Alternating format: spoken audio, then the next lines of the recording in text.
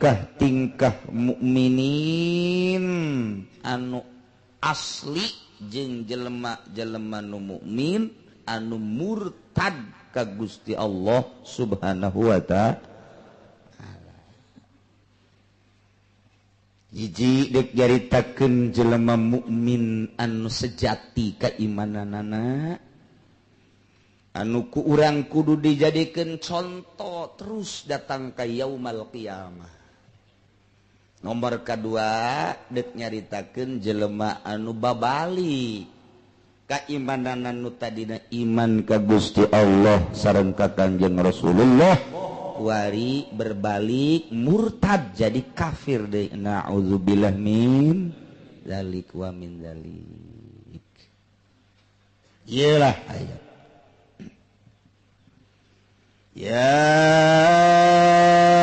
ayyuhalladzina amanu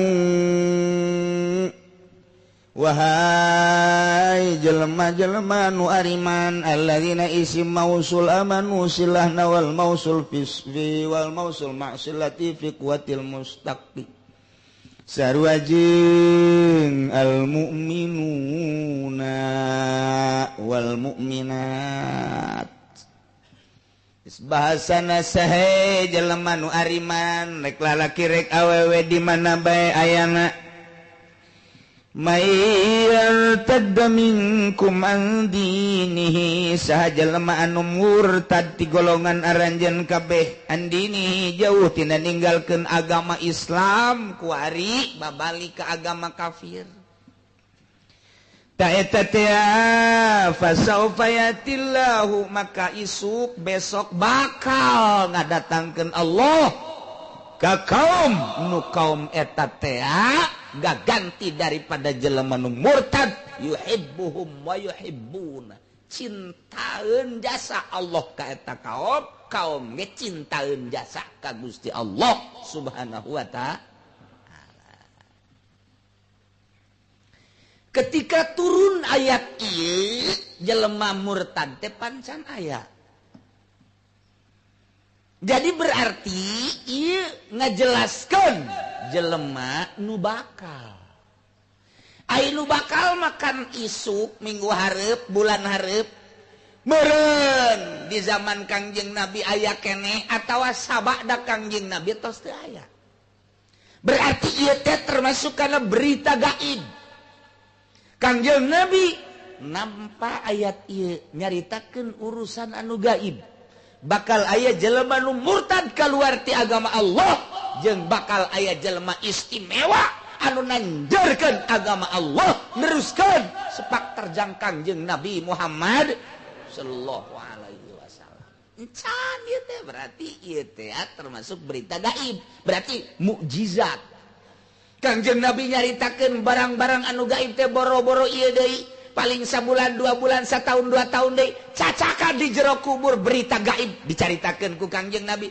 Cacakan malaikat-malaikat anu aya di langit teh teka deuleu ku urang diberitakeun ku Kangjeng Nabi. Keun tabak kuari keneh isuk pageto mahsyarna mizanna siratal mustaqimna haudna neraka jeung sorgana geus dicaritakeun ku Kangjeng Nabi.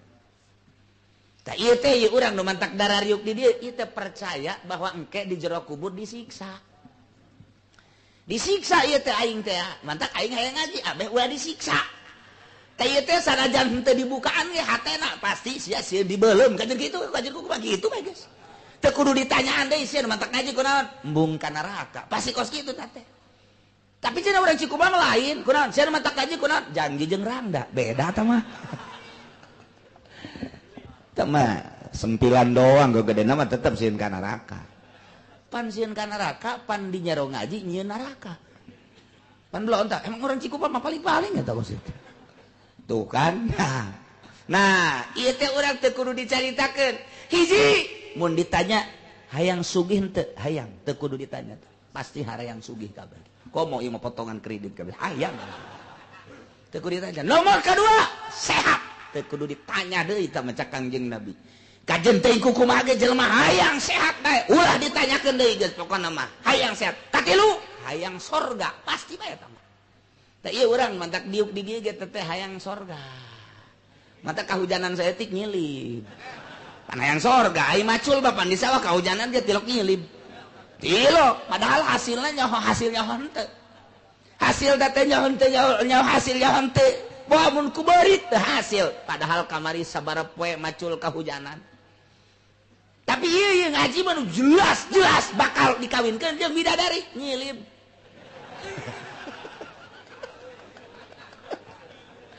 Nyilib kahujanan nyilib masyaallah. Tuh jadi berarti muliaan keneh macul daripada ngaji pan blon eta. Masyaallah. Lantaran urang mah pandanganna pandangan duniawi bae, hayalanna hayalan duniawi bae, ukhrawi mah ku urang teu kabayang-bayang, nu mantak eleh bae tah. Nah, supaya orang teger, supaya orang mantep, maka ngaji abe aya masukan-masukan. Jaai urang hudang ti peuting teh urang mah eleh ku tunduh pan. Sebab duniawi pan urang mah teu hudang. Leng. Bentanya lang. Cenah cak kiai tenang ja puyeng. Geus kikian bae cenah kikian teh. Haji bae mikir, nya tiris, nya tunduh, nya isukan pasti aing digawe pan ieu bahaya. Dula-dula deui anggal ngeugepayan sini. Cak anggal teh sini. Wah atuh gegeran dirangkul ku urang teh. Menyatulah dengan bantal. Lantaran pandanganna duniawi. Tapi lamun geus pandangan ukhrawi, hudang ti penting. Ko tunduh ke ku aing sia, tunduh awas ku aing sia. Dipeurehan gajen ku kumaha ku aing sia. Emang aing eleh ku sia tunduh. Ti kieu-kieu ku nya ngopi heula. Abe ulah tunduh aing sia, mantap ngopi ge awas ya ku aing. Tunduh kene nyieun boba diasupkeun hulu ka hayu sia tunduh teh tunduh aja dulu senang tanggeus set kacai tiris tinggal tiris tunduh tinggal tunduh sebab pandanganana aing mah lain naon ieu hook malam ieu moal kapanggih deui jeung aing wisuk mah lain deui nu malam ieu mun dikosongkeun berarti aing ieu kosong ibadah teu bisa aing mah tetep bae sorga aing daripada coglak maningan aing tunduh-tunduh ge salat sanajan 2 rakaat eta pandanganna ka ditu beda pan ieu mah pandangan anggel kabeh kadeuleuna ge lain deui atuh pan panaikan dengan tahajud mah matana ge lain deui rada beureum ieu baca lengkar matana aya nu belah ditu beureum nyeri mata masyaallah dina mata ge atuh bakal kadeuleu caian bae semu beureum oh berarti peutingna tas hudang ge kajen kukumaha aya nu cenghar kieu mah potongan calalenggar geus kanyawan bae di mata ge tuh nya lain deui komo awe mah cindul oh berarti kasih carekan salah lagi. Insyaallah. Tuh kitu nya. Nah, 2 informasi ti Gusti Allah nu disampaikan ka Kangjeng Nabi. Hiji bakal aya jelema nu murtad. Nomor kedua bakal aya nu nanjeurkeun agama. Masyaallah. Matak ya ayyuhalladzina amanu. Cek Gusti Allah disampaikan ku malaikat Jibril ka Kangjeng Nabi, wahai jelema nu ariman, sakedeung deui bakal aya jelema nu murtad. Hiji, nomor kedua bakal aya jelema nu negakeun agama Allah. Mayyartadda minkum an dinihi, saha jelema nu murtad balik tina Islam ke agama kafir, ngajauhan agama Allah. Ulah kaget Muhammad, fasaufa besok atawa bakal ngadatangkeun Gusti Allah kagak ganti jelema eta ka ku kaum anu indahna luar biasa. Allah resepeun ka anjeunna ka para kaum ngeresepeun ka Gusti Allah. Nah, jadi aya 2 hiji bakal aya jelema nu murtad bener bae. Telila Kangjeng Nabi dipundhut ku Gusti Allah, dipundhut ku Gusti Allah. Mulai jelema kalaluar ti agama-agama Allah, balik ke agama Yahudi deui, balik ke agama Nasrani deui, mencerca mencaci maki ke agama Allah anu geus disebarkeun ku Kangjeng Nabi Muhammad sallallahu alaihi wasallam. Ulah aneh boro-boro kuari cacakan baheula Kangjeng Nabi na haneut keneh jelema balik ka tukang murtad atuh ka kuari aya citra aya puri di dieu anu unggal asar aya nu marake sakit teh kan maka sakitan maka atuh mah sia nyarah pan ada teh murtad kumaha ya Allah ya Rabbi tuh Gusti Allah na cek sahibul kasyaf bakal aya 11 golongan nu murtad 11 golongan nu murtad ngan di zaman Kangjeng ayat 3 di masa Kangjeng Nabi masih kene jumenang ayat 3 manusia anu murtad bahkan nangtangan ke Kangjeng Nabi saliana setelah Kangjeng Nabi dipundut ku Gusti Allah. Ya Allah, ya orang hitung-hitung muludan mah ya. Muludan ya ngan teu make berkat muludanana. Emang potongan berkat mah lain deui. Muludan teh kudu make berkat. Mun kadeuleuk cauna gede teteg diukna. Mun cauna nu laletik teh cau emas cau hansip, bangun jiduh bae teh keluar. Keluar deui. Ayat 3 manusia di zaman Kangjeng Nabi nu murtad ke Kangjeng Nabi. Bahkan lain sekedar murtad, ngaku Nabi deui. Jadi aya Nabi tandingan. Jangan mengecek keistimewaan Kangjeng Nabi, tetap Allah yen tandingan. Yen tandingan Nabi, jadi jelema ngaku Nabi. Kadang-kadang kurang bangkawara, emang bangkawara nganjang ningali keistimewaan Kangjeng Nabi kudu dibandingan kos kuari. Aya kiai anu teger teh pasti aya babandingna. Pasti bae aya kiai anu teger, aya nu ngalembar jangan bandinganana. Engke ge masyarakat sendiri, masyarakat manusia sorangan anu bakal nempo nu mana nu asli nu mana nu teu asli. Ti Gusti Allah sama kos kitu tah mah. Lamun asli negakeun agama, hiji tilok nyieun proposal. Asal kiai nyieun proposal, tandingan kiai tah proposal. Kedua, tilok dek nyieun yayasan, komo dana Australia, komo dana ti Yahudi tipatikan memuadaekeun tah kos kitu mah. Mun aya tandingan kiai bener tah. Tandinganana tah geus kajian kumaha ge. Berdalih ka kaler ka kidul legeg ku sia dalil nu jelas lain nanjeurkeun agama Allah hayang meuli inova tah kiai. Sakitu bae titik bae geus pokona. Kudu aya tandinganana bae kajian kumaha ge. Sebab boro-boro kiai deui. Cacakan wali bae wali, loba nu ngaku wali-wali. Wali loba nu ngaku wali. Nyarekanan ka wali-wali nu asik ka Tuan Syekh Abdul Qadir, ka Syekh Abu Hasan As-Sadili, ka kitu Abdul Qasim Junaidil Baghdadi, ka kitu Syekh Siti Syekh Marufil Qurhi, jeung sajaba-sajabana loba nu nyarekanan, loba mun cemooh ulah kaget boro ka wali ka Kangjeng Nabi ge aya. Kula keur ka Mekah teh ngajak jamaah, yuk urang ziarah ka makom Syekh Nawawi. Zararah lah ka ditu beres jarah terus balik aya nu nanya urang Bandung. Pak Haji dari mana? Ziarah kemana? Ke Makla. Makom siapa tuh? Syekh Nawawi. Syekh Nawawi itu siapa? Syekh Nawawi itu ulama Banten. Saya dekat rumahnya Sugan Kula nyana akur jeung urang mantak dideketkeun bae kitu ngabanggakeun itu dekat dengan rumah saya padahal nu deket jeung imah aing mah lain Nawawi eta. Aya deui. Nis gitu bae eta mah.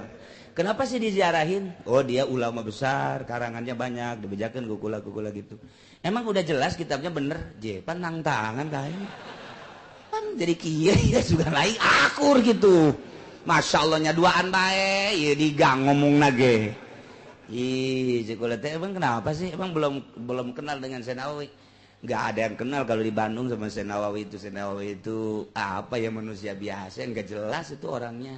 Wah, gelut tau lah ya ini. Ih, mapan Mekah. Ditahan, kata gugula ditahan. Udah gini aja, saya kamu. Nanti di akhirat kita ketemu. Enggak sebaik gula kacai baik. Nya nureukeun bae. Pan di akhirat. Tapi mendang sababaraha poe nyana datang deui, ngajakan ngobrol deui. Ngajelaskeun Syekh Nawawi, gugula dijelaskeun teh, dibacakeun dijelaskeun tentang kewalian. tetapnya percaya orang yang wali-wali barang diselidik kalau situ Bandungnya di mana Pajagalan jakin di situ mau banyak Persis ya mungkin Mas juga Persis ya mohon cenah tuh Persis mah ulah ngobrol jeung abdi tuh jeung batu cek urang teh batunya nambarah di dinya hampura ieu mah Mekah cak ulah teh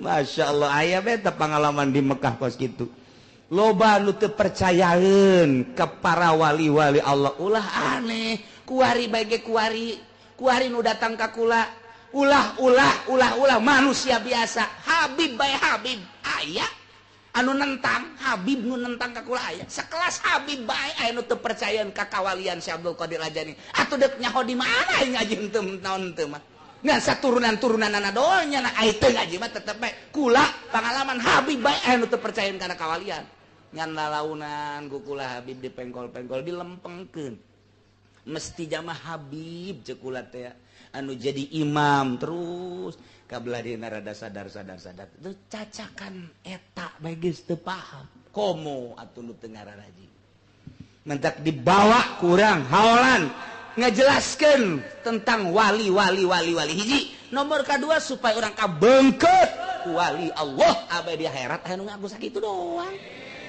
jak ngandalkeun salat urang mah atuh mana andelanana mimiti Allahu Akbar teh jak geus hijrah hate urang mah mall aya awak di luhur sajadah aya hate keur di eskalator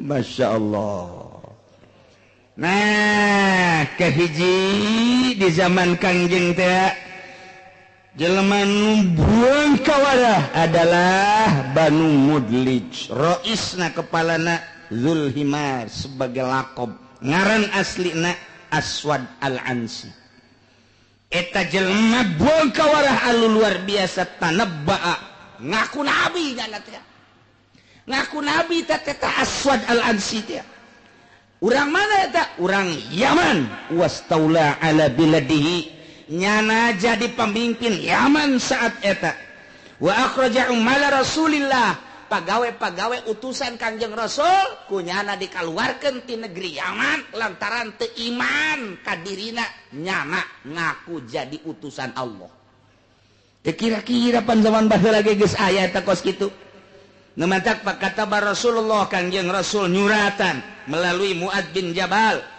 Sadatil Yaman jeung penggede-penggede di negeri Yaman bahwa hati-hatilah dengan seorang manusia yang mengaku nabi yang bernama Aswad Al-Ansi dari keturunan Banu Mudlij.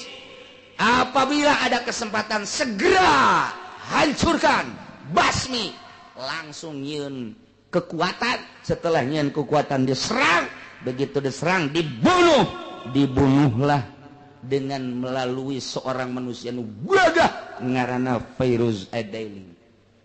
Setelah dibunuh dibakar imahna, dibeleuh imahna, dihancurkan. Nyana segera ke Madinah, laporan ka Kangjeng Nabi. Kangjeng Nabi ngadua alhamdulillahirabbil alamin. Bunga anu luar biasa aya jelema nu wani luar biasa ngaranna Fairuz Ad-Daili. Hancur hiji. Nomor kedua di Banu Hanifah ini terkenal luar biasa Musailamah Al-Kadzab tanabba'a.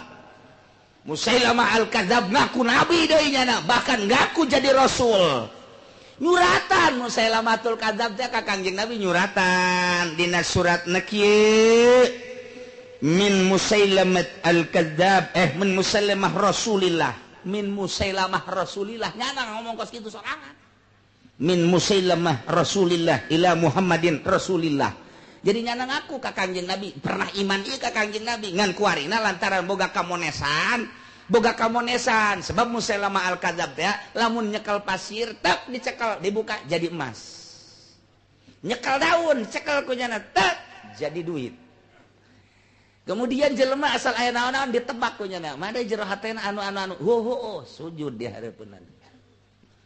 Lamun aya jelema sujud ka Gusti abdi mah ieu teh hayang merubah hirup kunaon emang usaha abdi geus anu waduh ieu teh usaha kula mah majes coba tolong tuduhkeun maneh kuduna usaha anu moal kebel deui sugih dilaksanakeun bener aya umur yang dibawa kadinya teh umur yang 3 tahun sedang ngajoprak bagi dirinya ngising dirinya kadia kan diusap ditiup cageun dek kumaha teu percayaan atuh nu batak jelema percaya ke